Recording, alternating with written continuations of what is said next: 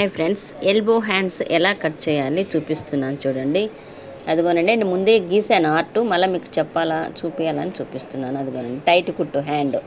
అదేమో హ్యాండ్ పొడవు 11 ఉందండి. 10 ఇంచులు కావాలంట ఆమెకి. అది 11 పొడవు వచ్చేసి హ్యాండ్ పొడవు, హ్యాండ్ టైట్ పెట్టాను కదా, అక్కడ వచ్చేసి 3.5, సంక దింపు దగ్గర 3.5 తీసుకోవాలి. ఎల్బో హ్యాండ్ కాబట్టి 3.5 తీసుకోవాలి. ఆ స్కేల్ ఉంది కదా, ఇప్పుడైతే మళ్ళీ చాలా చాలా యూజ్ఫుల్ అవుతుందండి కొత్త వారికి.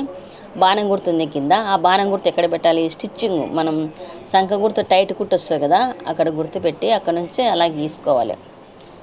అదిగోనండి, ఇది ఓన్లీ కొత్త వారికి చాలా చాలా ఉపయోగపడుతుందండి. అదిగోనండి, ఆ టైట్ కుట్టు వరకు, సంఖ టైట్ నుంచి హ్యాండ్ టైట్ వరకు లైన్ గీసుకోవాలి. ఎందుకంటే స్టిచ్చింగ్ కోసం గీసుకోవాలి. అలా స్కేల్తో గీయాలి. ఆ ఎల్బో హ్యాండ్కు కుట్టు ఎలా వేయాలి, ఇది ఇంపార్టెంట్. అలా గీసుకోవద్దండి. అదిగోనండి, మనది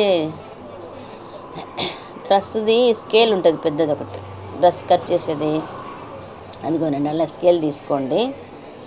చక్క కుట్టేస్తే పడుతుంది, హ్యాండ్ పట్టుకుంటుంది బిర్రుగా. ఇది ఎల్బో హ్యాండ్ కదా, అందుకోసం కొద్దిగా క్రాస్ కుట్టేసుకోవాలండి.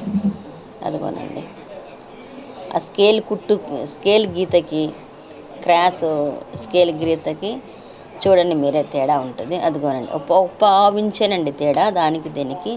స్కేల్ గీతకు, చక్క స్కేల్ గీతకు ఈ క్రాస్ స్కేల్ గీతకి ఒక పావించి తేడా.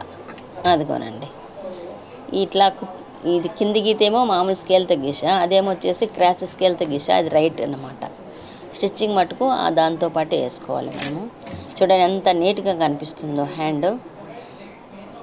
అదిగోండి, కుట్టు మటుకు ఎల్బో హ్యాండ్ కాబట్టి అలా క్రాస్ స్కేల్తో గీసినా కదా, ఆ కుట్టంబడి వేయండి. చాలా నీట్గా ఉంటుంది, హ్యాండ్ పట్టుకోకుండా ఉంటుందండి.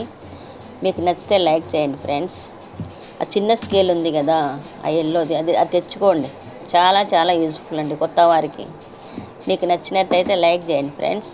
అదిగోనండి, అక్కడ మనకి చెప్తా చూడు, అక్కడ ఆ కుట్టు వచ్చేసి లాస్ట్కి వచ్చింది, సంక టైట్ కుట్టు వచ్చేసి లాస్ట్కి వచ్చింది కదా, మనకి క్లాత్ కావాలి కదా, కుట్టు వరకే ఉంది. అదిగోనండి, ఓన్లీ కుట్టు వరకే ఉంది కదా, ఎగస్ట్రా క్లాత్ కావాలి కదా. ఫ్రంట్ టైట్ దగ్గర మనకు 1.5 వరకు ఉంది కదా, సంఖ దగ్గర కూడా మనకి ఎగస్ట్రా క్లాత్ కావాలి కదా.